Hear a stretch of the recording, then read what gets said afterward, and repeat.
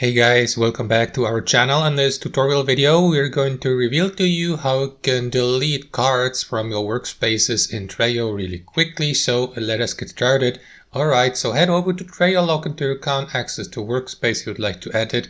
And here on my basic board, for example, let me select one of these cards here from the to-do list. Let me delete, for example, for the sake of this tutorial, this test card. So what you want to do, guys, to access it and to delete it is left click on it. And after that, you will see a list of options here on the right hand side. Now, as you can see, there's no delete button. So before you delete it, you will need to archive it first. So select archive from that drop down menu.